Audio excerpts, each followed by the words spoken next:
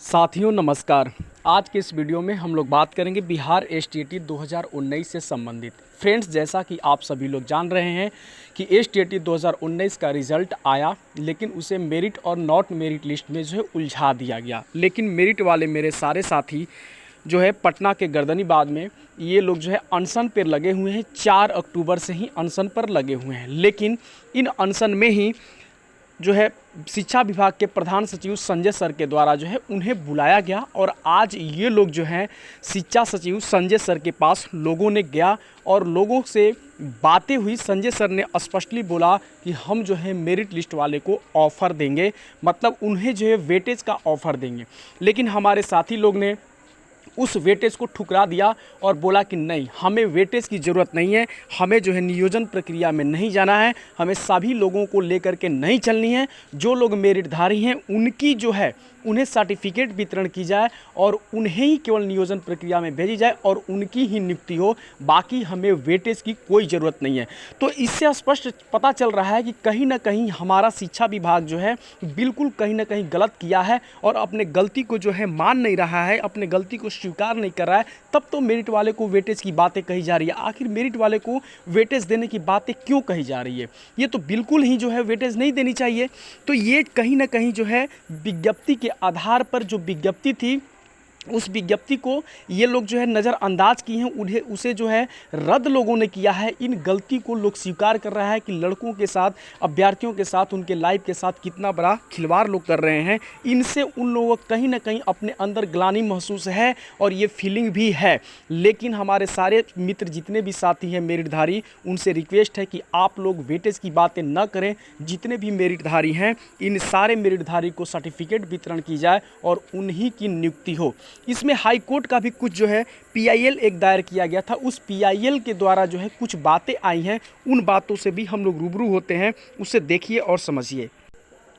आप देख सकते हैं ग्राउंड रिपोर्ट है बिहार सरकार का और इस ग्राउंड रिपोर्ट में क्या बातें हुई हैं, इन चीज़ों से हम लोग आज बातें करेंगे। आप देख लीजिए बिहार विद्यालय परीक्षा समिति के द्वारा यहाँ पे क्या है, बिहार शिक्षक बहाली को लेकर पटना हाई कोर्ट का बड़ा दिशा निर्देश दिया गया है। सुरेंद्र प्रताप सिंह के एक पीआईएल के जवाब में न्यायालय ने कहा शिक्षक बहाली से जुड़े तमाम चीज़ प्रधान सचिव के पास रखे। यदि 3 महीने के अंदर वो आपकी बात कंसीडर नहीं करते हैं तो न्यायालय एक्शन लेगी। क्योंकि आपकी तमाम बातें पॉजिटिव है, क्योंकि आपकी तमाम बातें पॉजिटिव है। यानी पीआईएल जो है सुरेंद्र प्रताप सिंह के द्वारा जो है दायर किया था, इसके जवाब में जो है न्यायालय ने स्पष्टली कहा है कि क्योंकि जितने भी मेरिटधारी शिक्षक हैं उनकी सारी बातें जो है बिल्कुल सही हैं और 3 महीने के अंदर ये सारी जो है कंडीशन अगर नहीं मानती है शिक्षा विभाग तो न्यायालय जो है एक्शन लेने के लिए बिल्कुल तैयार होगी। देखिए यहाँ पे क्या है, वही एसटीईटी 2019 मुद्दे पर पटना हाईकोर्ट के वरिष्ठ वकील सुरेंद्र प्रताप सिंह का कहना है कि नोटिफिकेशन में नॉन मेरिट शब्द का प्रयोग है ही नहीं, तो नियोजन सिर्फ मेरिट अभ्यर्थियों का ही मिलना चाहिए। बिल्कुल सत्य बात है, क्योंकि जो आप नोटिफिकेशन को देखेंगे तो नोटिफिकेशंस में कहीं भी नॉन मेरिट की बात नहीं कही गई है और कहीं भी ये नहीं कही गई कि जो है नॉन मेरिट भी बनेंगे।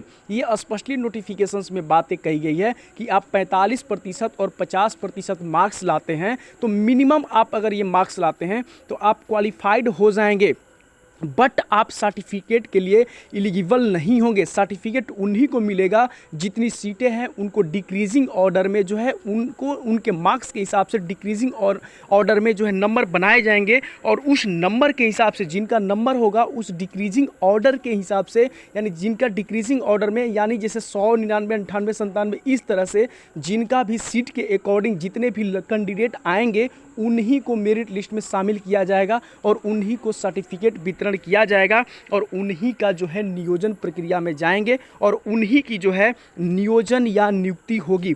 ये स्पष्टली ढंग से बातें कही गई है। देखिए यहाँ पे कहा गया है, उन्होंने कहा कि सरकार ने मेरिट और नॉट मेरिट के अभ्यर्थियों का बांटकर आर्टिकल 309 का उल्लंघन किया है। ये आर्टिकल 309 यानी संविधान का, भारत के संविधान अनुच्छेद 309 में यह स्पष्टली है, उन चीज़ों का इन लोगों ने उल्लंघन किया है। साथ ही उन्होंने कहा कि नियोजन इकाई में ज़बरदस्त भ्रष्टाचार है, इसलिए नियोजन इकाई भंग होनी चाहिए। तो ये तो खैर नियोजन इकाई की बात है, उससे हम लोगों को मतलब नहीं है। हम लोग को विज्ञप्ति से मतलब है कि विज्ञप्ति में जो भी चीज़ें लिखी गई हैं जो भी, चाहे आम को राम लिखा गया है, चाहे राम को आम लिखा गया है, जो कुछ भी चीज़ें लिखी गई है उन्हीं चीज़ों का पालन होनी चाहिए। हम लोग कुछ नहीं जानते, क्योंकि हम लोगों ने फॉर्म फिलअप किया था विज्ञप्ति को देखकर, हम लोगों ने पढ़ाई किया था विज्ञप्ति को देखकर, हम लोगों ने अपने एज को देखा था विज्ञप्ति को देखकर, हमारा सिलेबस क्या है या हम कौन सा सब्जेक्ट के लिए एलिजिबल हैं या नहीं हैं, हम किस सब्जेक्ट के लिए फॉर्म फिलअप कर सकते हैं, ये सारी चीज़ें विज्ञप्ति में ऑलरेडी थी और उसी को देख करके हमने फॉर्म भरा और उसी को लेकर के हमने तैयारी भी किया है। उसमें स्पष्टली लिखा था कि उसमें 150 क्वेश्चन होंगे। तो ये सारी बातें जो विज्ञप्ति के आधार पर बीएसईबी बोर्ड भी एग्ज़ाम जो कंडक्ट कर रहा है उसी हिसाब से चल रहा है, सब कुछ चल रहा है। तो विज्ञप्ति से एक भी इंच छेड़छाड़ इधर उधर बर्दाश्त नहीं होगी। जो विज्ञप्ति में लिखा गया है उसी को लेकर सबको चलना होगा और विज्ञप्ति के आधार पर ही आपको सर्टिफिकेट जो है वितरण करनी है। मेरिटधारियों को नॉट मेरिटधारी इसके योग्य नहीं है, क्योंकि वो फिलहे की तरह होते हैं और वो फिलहे जो है कभी भी जो है मेरिट के लायक नहीं है। इसलिए हम रिक्वेस्ट करेंगे कि जो है शिक्षा विभाग इन चीज़ों को समझे और अगर मेरी आवाज़ को अगर शिक्षा विभाग के कोई भी अधिकारी सुन रहे हैं तो इन बातों को समझे कि मूल विज्ञप्ति होती क्या है। जैसे आपने अधिकारी बने हैं तो आपने भी फॉर्म फिलअप किया होगा, मूल विज्ञप्ति को देख करके ही, इधर उधर की बातें कोई नहीं देख करके आप फॉर्म फिलअप किए होंगे और उस विज्ञप्ति को फॉलो करके ही आप उस पोस्ट पर काबिज हैं।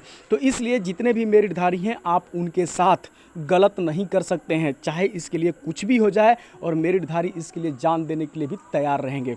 तो इसलिए जितने भी शिक्षा विभाग के अधिकारी हैं इन चीज़ों को समझें और जितने भी मेरिटधारी हैं उन्हें सर्टिफिकेट वितरण करें और उनकी नियोजन प्रक्रिया में या जैसे भी हो उनकी ही नियुक्ति करें।